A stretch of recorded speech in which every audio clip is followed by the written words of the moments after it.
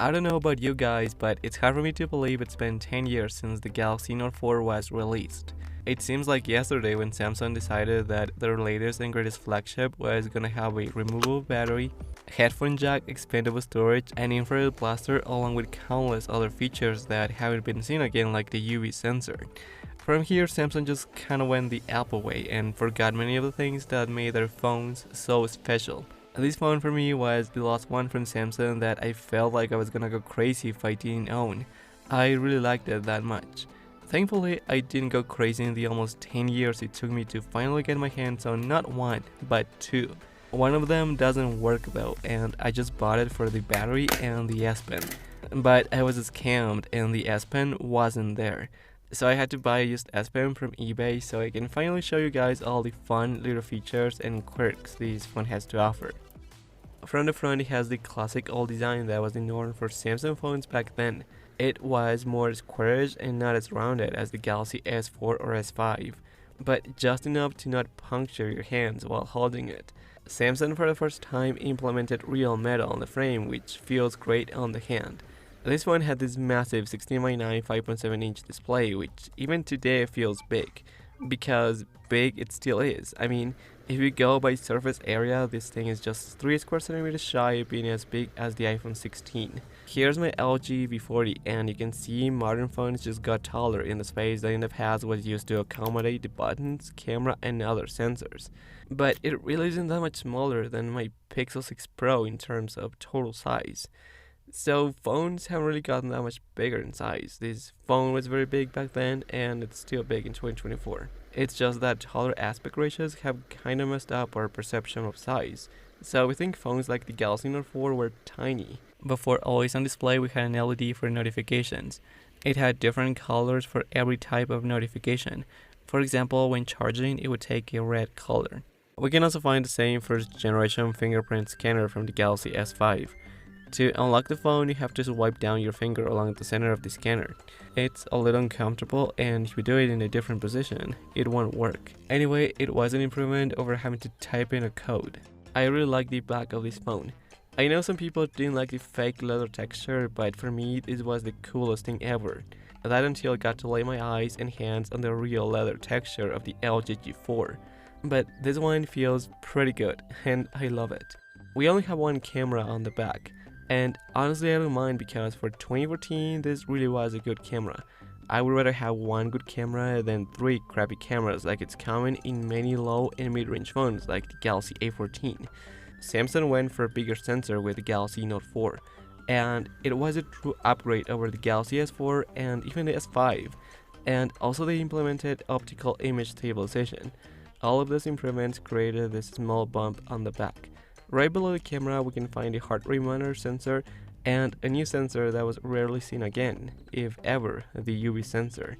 What I don't like so much is that they put the speaker grill on the back, so you have to hold the phone like this to redirect the sound from the speaker. This was a downgrade from the Galaxy Note 3 in my opinion. What I love about old Samsung phones is this, being able to access the battery and the micro SD card slot. So if you ran out of battery or it needed a replacement, changing the battery was as easy as changing clothes. Then we have these pins, which if you wonder what they're for, they allow you to have wireless charging.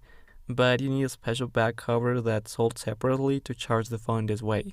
According to Samsung, the highest we can go with our microSD card is 128 gigabytes, but my 512 gigabyte microSD card works just fine. So I guess the limit is at least 2 terabytes. Other features I miss are the infrared sensor and the headphone jack, features that are completely gone on their newer devices. They really mocked Apple for nothing but to come across as hypocrites.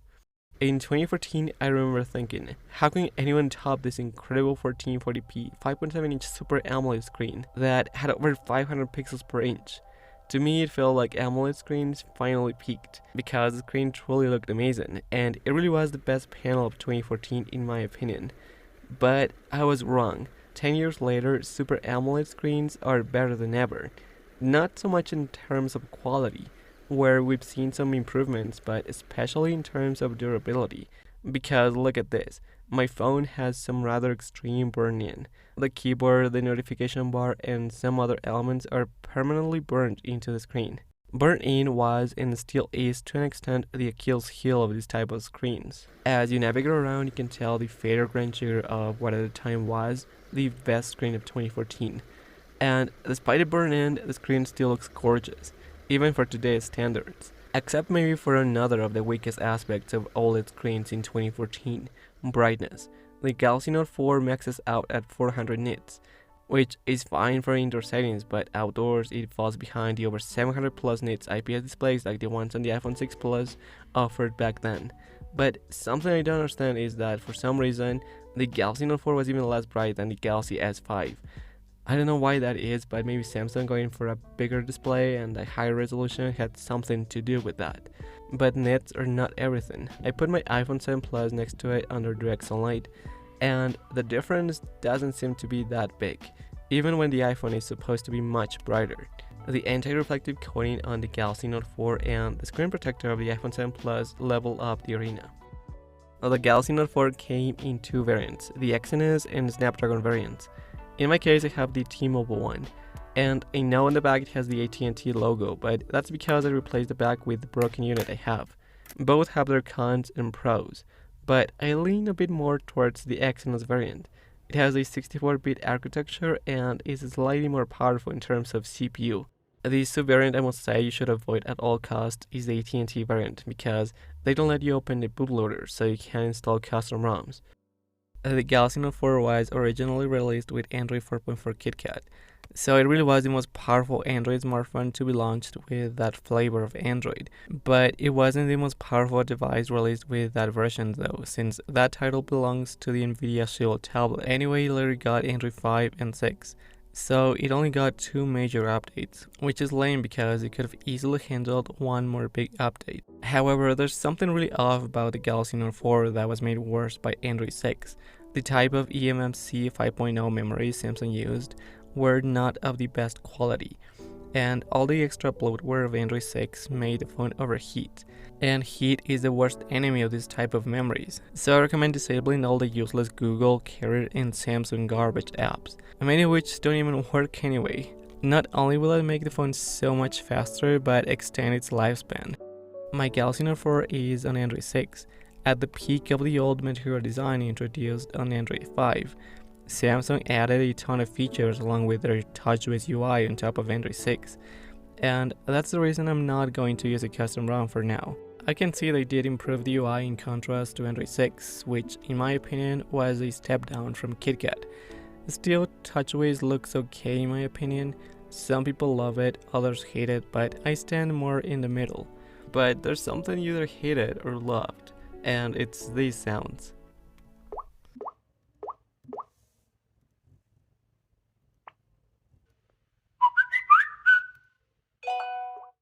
When you take out this pen or when you press the button next to it, the phone displays all these options, some of which are really useful, like the select thing that allows you to cut parts of the screen without having to do a full screenshot. I wish my Pixel phone could do that out of the box. We can also take regular screenshots and quickly mark or draw on top of them using the S Pen. Also, we can take notes even when the phone is off. Now, this is another thing I actually find pretty useful.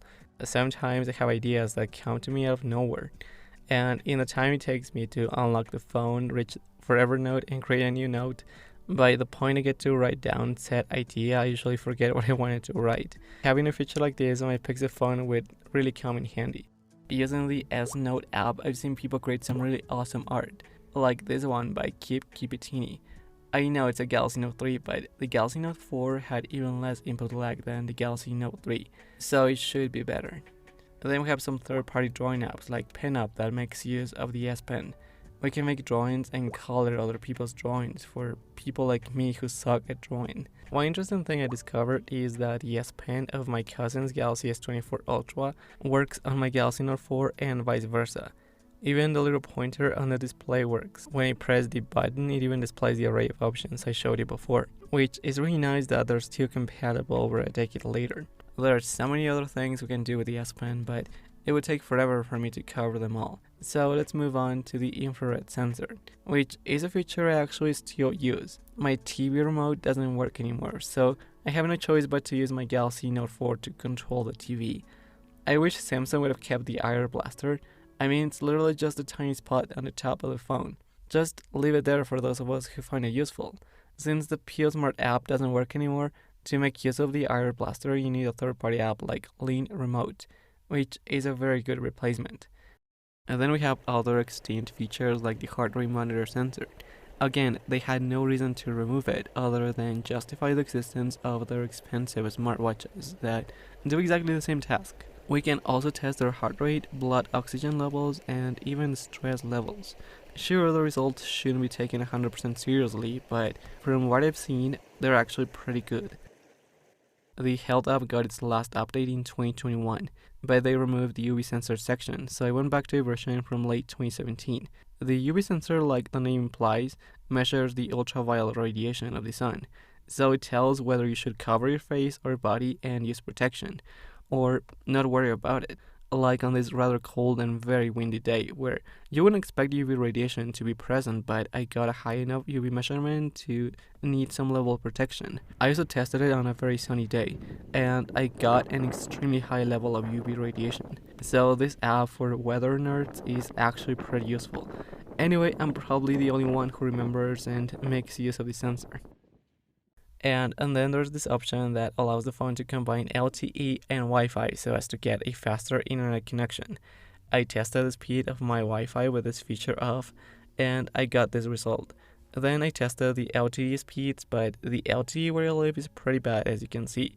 So when I combined LTE and Wi-Fi, it was the Wi-Fi who did the heavy lifting. So you can say LTE did no difference at all. So I guess there's the answer why they got rid of this thing. Although vast majority of apps I use on a daily basis are still compatible with Android 6. And that's the magic of Android. Even after so many years, developers still support this old version. However, the phone runs a little slow. So again, if you want to use this phone, get rid of all the carrier and Samsung apps you don't need. This will help make the phone faster because the phone actually feels pretty choppy when you're on the interface and when you're inside apps. The time it takes to open apps is pretty decent, but once you're inside some of them, you're gonna experience some level of lag. I mean, it's not extreme, but it can be annoying. For web browsing, I chose Firefox over Chrome since Chrome no longer supports Android 6. Web browsing is something we can perfectly do on this phone. Searches on Google, Wikipedia articles, and simple stuff like that are not an issue at all. There are some frame drops here and there, but nothing crazy. The time it takes to load the Apple website is reasonably small, and the only issue I found is how choppy it looks and feels. Other than that, you could even go and get the new iPhone from here. Stellarium was not a big deal for the Shield tablet from the same year, but I can't say the same for the Galaxy Note 4, as it runs a little too slow. But other than that, the page is perfectly usable. Unlike the Shield tablet though, we don't get annoying refreshes when switching between tabs. So the 3GB of RAM are really putting in the work. YouTube doesn't get any more updates since about a year ago, but it still works, and you can play videos up to 1080p 60 just fine. For some reason, 1440p and 4K videos are not an option, even though this phone is perfectly capable of handling those resolutions. When it comes to social media apps, most, if not all, are still usable on this phone. And you're not going to experience any issue other than, again, a little bit of choppiness and lag. Instagram, as you can see, runs very well, even though I'm trying real hard for it to fail. Snapchat though, which is by far the most demanding of the social media apps, makes this phone run like a toaster from all the heat it produces. The app is surprisingly usable. I thought it was gonna be a laggy, unstable mess, but I was very wrong. Despite this though, I personally wouldn't use this on this phone other than watch other people's content. In the speed test I made where I put the Galaxy Note 4 against the iPhone 7 Plus, I made the Galaxy Note 4 look worse than it actually is. When opening CapCut, for example, it took a very long time to open the app. But it's actually not that bad. All the apps running in the background made the phone way slower than it actually was. And as you can see, it opened the app pretty fast. This is the latest version of the app, and it's perfectly usable on Android 6. But you can only export videos up to 1080p 60, which for TikTok is way more than enough, since your videos are gonna be heavily compressed anyway. Speaking of the speaker, like I said, is located on the back. So we have to do this with our hands to redirect the sound. I would have liked Samsung to put front-facing stereo speakers on the front, like the ones on Xperia Z3 or HTC M8, but this one wasn't that bad. It sounds pretty loud and is of a decent quality.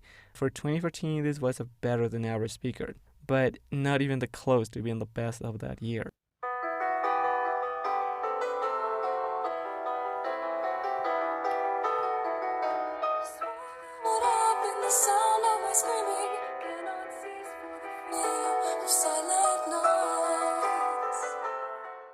It also has a headphone jack, something you won't find in most smartphones nowadays. Since I don't have proper headphones, I can't say the jack is good or bad. To me, it sounds good, and according to reviews from the time, the DAC was excellent. Sure, this was before the LG V10 came with its Super DAC in 2015. When this one came out, this 16 megapixel shooter was one of the best cameras of 2014. Not the best one though, since Nokia was still the indisputable king in that regard, but Samsung did a lot of catching up in 2014.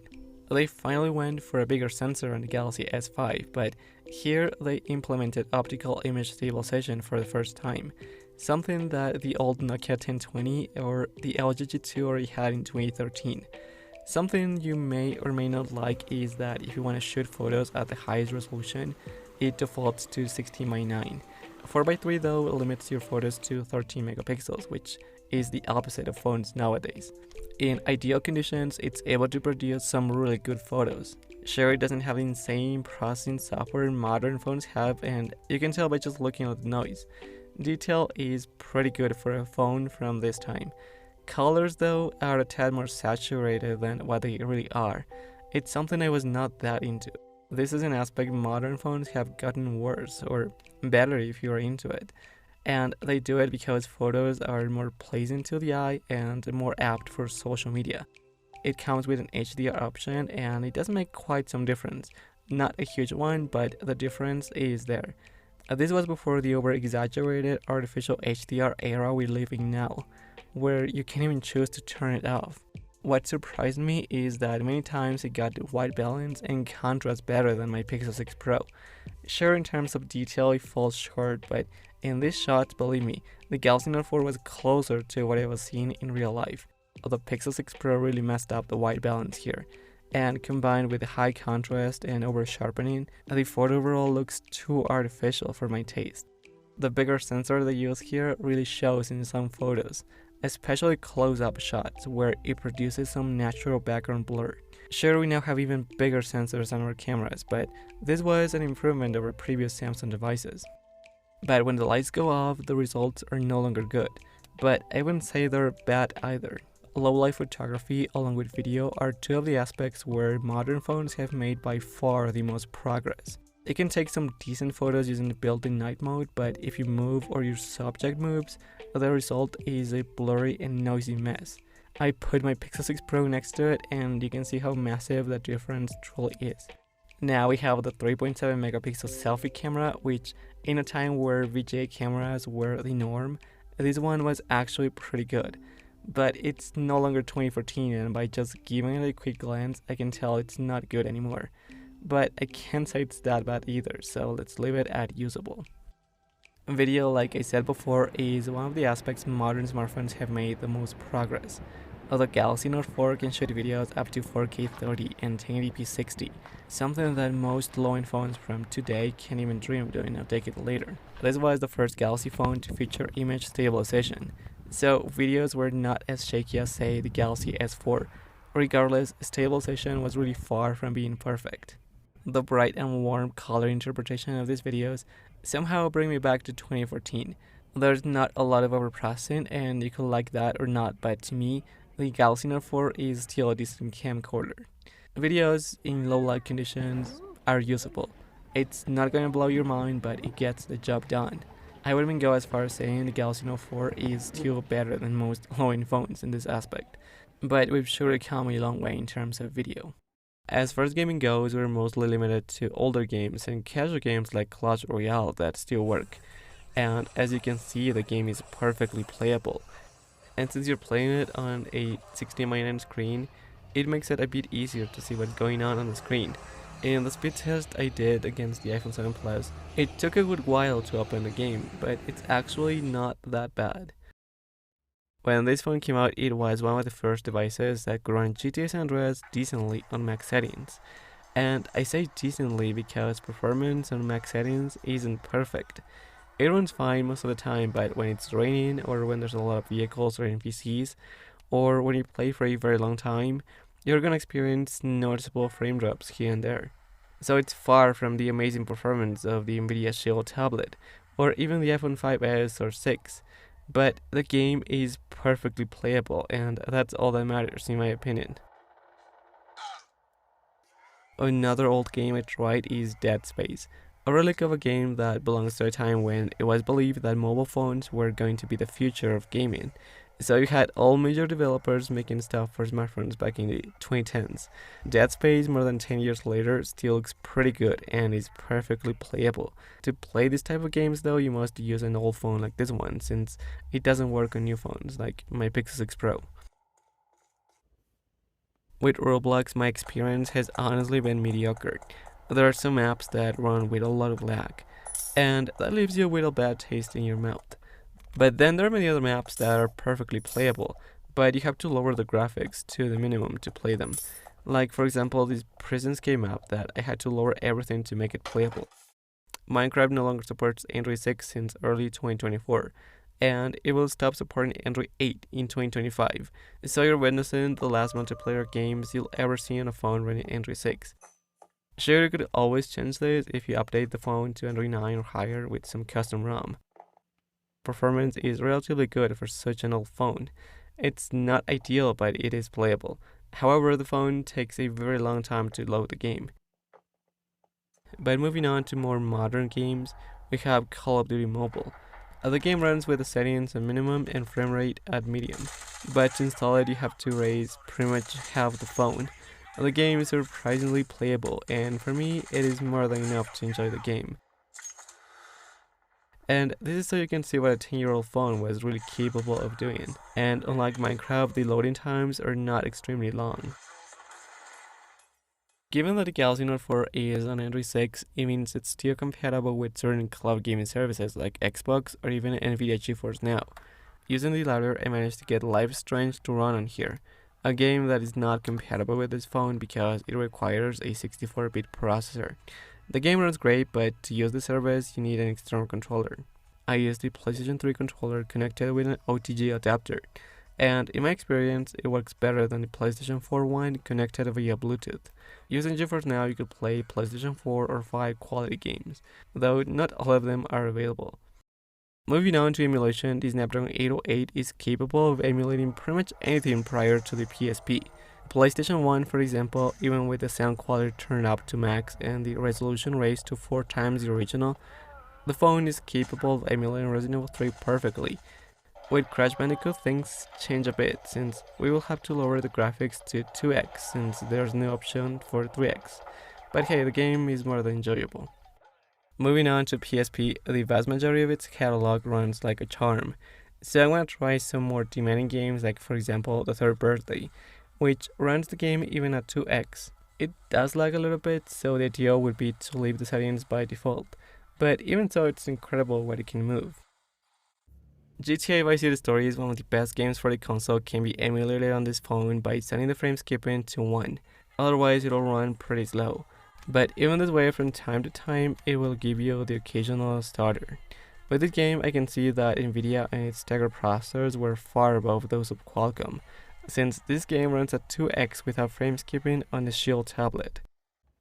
But then we have God of War Ghost of Sparta, which we already know was a game that pushed the console to the edge of what was possible. And that translates into emulation being more demanding, and in order to play this game we have to turn up the frame skipping to 2. Only this way it'll be playable. Still, it's surprising that the game is playable at all on the Galaxy Note 4. Moving on to Dreamcast, this is the most powerful console we can emulate on the Galaxy Note 4 nowadays. Resident Evil Code Veronica runs pretty well. The Snapdragon 805 is more than capable of emulating this console, and sure, performance is not perfect as there can be considerable frame drops, but it's pretty good 99% of the time. And the good thing is we can plug in an external controller like my PlayStation 3 controller to play this game. This is pretty much like having a portable mini console. If you wonder why I said nowadays with a Dreamcast, the reason I said that is because back in 2015 we could emulate the GameCube on this phone, but Dolphin dropped support for 32-bit processors and it's now only possible on the Exynos variant. Alright, enough about gaming, what about battery life?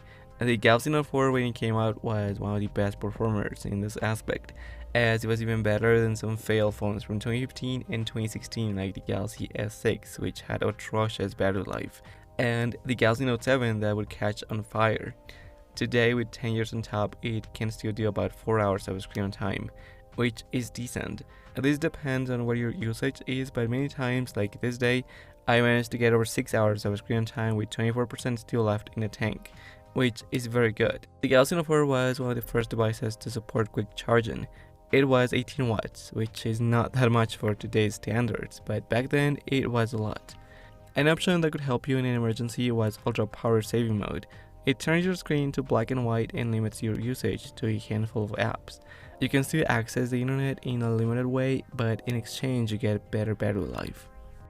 After using the Galaxy Note 4 for a good while for the past year, I can say I'm still in love with this phone.